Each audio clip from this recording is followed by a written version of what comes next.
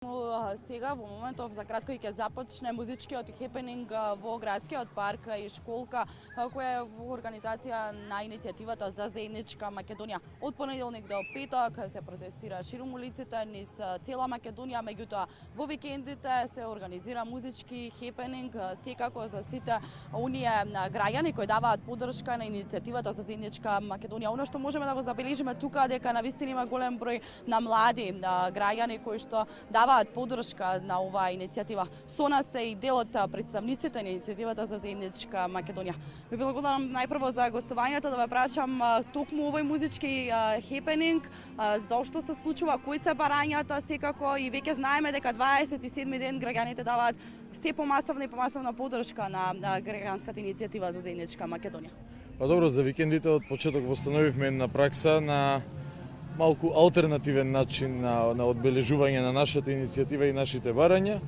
Доволно е што од понеделник до петок огромен број на граѓани се редовни на улиците и енергично маршираат, протестираат, дигаат галама како што тоа доликува во врска со она што ние го бараме и поради што сме излегле на улица, а за викендите правиме алтернативна програма.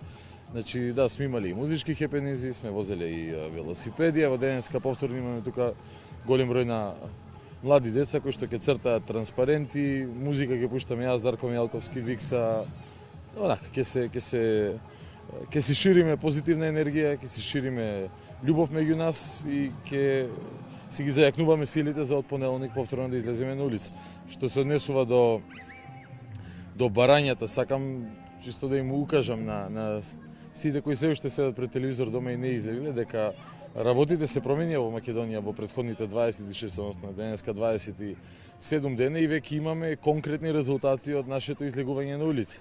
Значи, сето започна со недавањето мандат за тиранската платформа од страна на претседателот Ѓорги Иванов.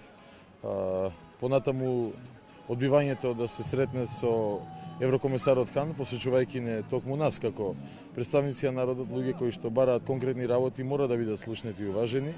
И се до вчерашната трета победа на иницијативата, најавената влада за 24 март, најавена пред неколку недели, влада базирана исто на тиранската платформа, не се оствари. Тоа само кажува и покажува дека единствен начин како граѓаните на Република Македонија, барем оние кои се заедничка Македонија, можат да се изборат за она во што веруваат, можат, навистина не е невозможно, се што треба е да продолжат да доаѓаат на нашите собери масовно, храбро, без срам да си ја сакате државата онаква каква што е и работите се менуваат. Ќе видиме до кога и како, ние секако имаме воли и енергија да останеме до самиот крај, до исполнувањето на нашите барања на улица.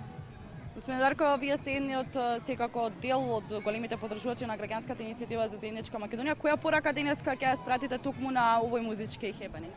Пораката е една единствена, да си ја сакаме и да си сочуваме нашата татковина. Јас сметам дека ако ја пропуштиме оваа прилика, може би следна и нема да имаме. Затоа барам сите чинители во нашата држава веднашка и непристрасно да ја отврлат тиранската платформа. Само тоа е патот по кој Македонија може да чекори онака како што имаме и тоа е начинот на кој што секој еден македонец во својата душа и своето срце треба вистински да покаже дека си ја сака и да се бори за својата татковина.